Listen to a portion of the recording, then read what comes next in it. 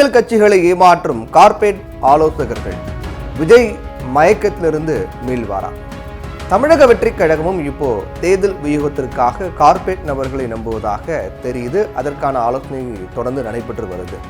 தமிழக வெற்றி கழக தலைவர் விஜய் மற்றும் பிரசாந்த் கிஷோருடைய ஆலோசனையை பார்க்கும்போது இது உறுதியாகி இருக்கிறது.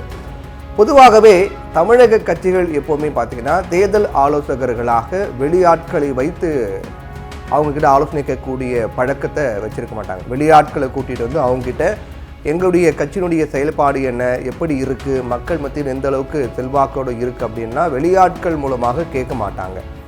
பெரும்பாலும் மூத்த பத்திரிகையாளர்கள் அவங்களோட உரையாடல், அப்புறம் கட்சி நிர்வாகிகளை கூப்பிட்டு அவங்களுடைய கருத்துக்களை கேட்பது, அடிமட்டத்தில் என்ன நிலவரம் அப்படிங்கிறது கட்சியினுடைய வட்ட செயலாளர்கள் முதல் அனைவரிடமும் கருத்துக்களை கேட்பது, இந்த மாதிரியான செயல்கள் மூலமாக தான் எம்ஜிஆர், ஜெயலலிதா, கருணாநிதி இவங்களுடைய காலகட்டத்தில் கடைபிடிக்கப்பட்ட நடைமுறைகள் இப்படி தான் இருக்கும். முன்னாடி அவங்களுடைய காலகட்டங்களில் அவங்களுடைய கட்சி எப்படி இருக்குது அப்படின்னு தெரிஞ்சுக்க மூத்த பத்திரிகையாளர்கள், அதே போன்று அடிமட்டம் முதல் மேல்மட்டம் முதல் அடிமட்டம் வரை இருக்கக்கூடிய கிளை செயலாளர்கள், தொண்டர்கள், இவங்க எல்லாரையும் கூப்பிட்டு நம்முடைய கட்சியினுடைய வலு கட்டமைப்பு எப்படி இருக்குது அப்படிங்கிறத பற்றி கேட்டு தெரிஞ்சுப்பாங்க. என்னென்ன மாற்றங்கள் வேணும் அப்படிங்கிறத அவங்க மூலமாக தான் தெரிஞ்சுப்பாங்க. இது தவிர கட்சியினுடைய எதிர்கால நலன், எதிர்க்கட்சிகளை முறியடிக்க தேவையான வியூகம், இது எல்லாத்தையும் வைத்து தேர்தல் உத்திகளை முடிவு செய்யக்கூடிய வல்லமை அந்த 3 ஆளுமைகளுக்கும் இருந்தது அப்படிங்கிறது மாற்று கருத்து கிடையாது. யாரை எப்படி மடக்கி கூட்டணியை அமைப்பது, கூட்டணி கட்சி தலைவர்களுடைய பலவீனங்கள், எதிர்பார்ப்புகள், இதை நிறைவேற்றுவதில் கவனம் செலுத்துவாங்க. அதில் சாதிப்பவர்களே வலுவான கூட்டையே அமைப்பாங்க.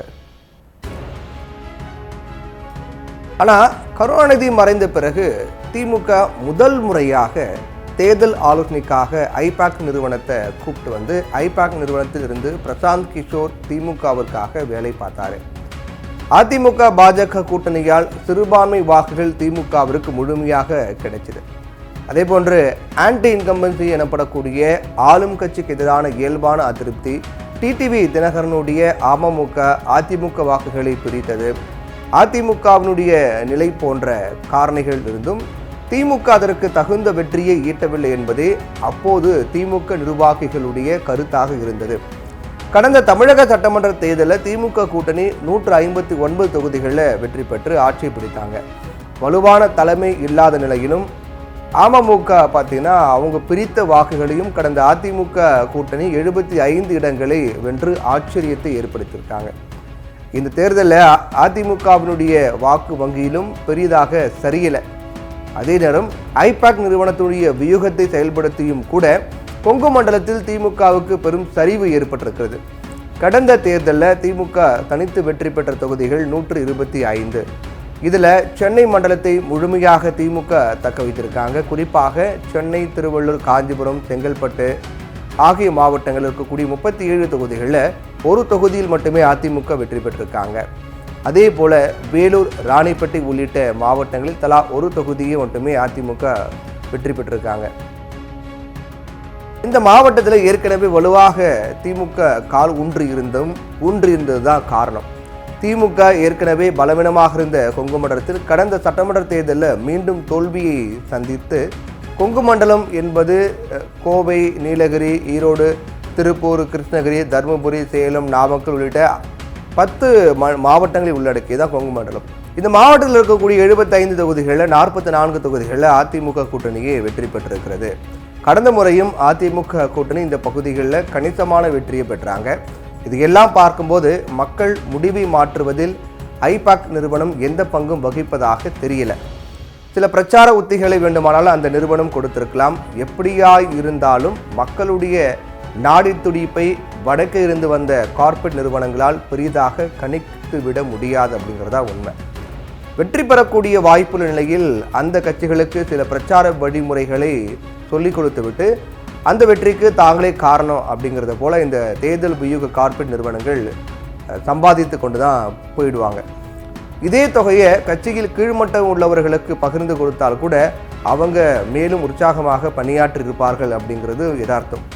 இருந்த போதிலும் 2026ஆம் ஆண்டு சட்டமன்ற தேர்தல் பணிகளுக்காக ஐபாக் மற்றும் ஷோ டைம் கன்சல்டிங் ஆகிய 2 நிறுவனங்களை திமுக ஒப்பந்தம் செய்திருப்பதாக தகவல் தெரிய வந்திருக்கிறது.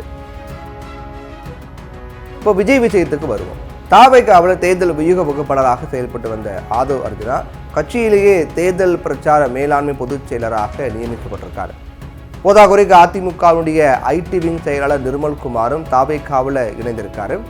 இதை தவிர விஜயனுடைய அரசியல் ஆலோசகராக ஜான் ஆரோக்கியசாமி இருக்கார். இவர் தேர்தல் வியூக வகுப்பாளராக ஏற்கனவே பாமக, தேசியவாத காங்கிரஸ் அதே போன்று இந்த கட்சிகளுக்காக பணியாற்றியிருக்காரு. இந்த நிலையில பிரசாந்த் கிஷோர் என்ன சாதித்துவிட போகிறார் என்று தாவேகா அவரை நம்புறாங்க அப்படின்னு புரியல. ஏற்கனவே ஐபாக் திமுகவோட இருப்பதால் பிரசாந்த் கிஷோருடன் ஐபாக் நிச்சயமாக தாவேகாவிற்கு உதவ போவதில்லை அப்படிங்கிற மாதிரிலாம் சொல்லப்படுறாங்க. பிரசாந்த் கிஷோர் பீகாரில் தன்னுடைய பாத யாத்திரையை கடந்த 2022ஆம் ஆண்டு அக்டோபர் 2ஆம் தேதி தொடங்கினார்.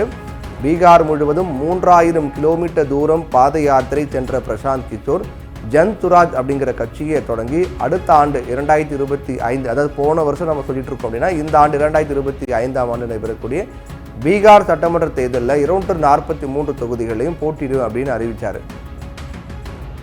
இந்த நிலையில் பீகாரில் கடந்த ஆண்டு நவம்பர் மாதம் ராம்கர், தாரிரி, பலகஞ்ச், இமாம்கஞ்ச் ஆகிய 4 தொகுதிகளில் இடைத்தேர்தல்கள் நடந்தது. அதில் ஜன் சுராஜ் கட்சி போட்டியிட்டு டெபாசிட்டை இழந்தாங்க. இத்தனைக்கும் 125 பொதுக்கூட்டங்கள் நடத்தி பார்த்தார் பிரசாந்த் கிஷோர். இப்படி சொந்த மாநிலத்திலேயே மக்களுடைய நாடி துடிப்பை பிடித்து பார்க்க தெரியாமல் இருப்பவர் எப்படி தமிழக மக்களுடைய நாடி துடிப்பை அறிய முடியும்? அரை நூற்றாண்டுகளுக்கு மேலாக அரசியல் நடத்திய திராவிட கட்சிகளால் கணிக்க முடியாததை வடக்கே இருந்து வந்த ஒருவர் கணித்துவிட முடியுமா?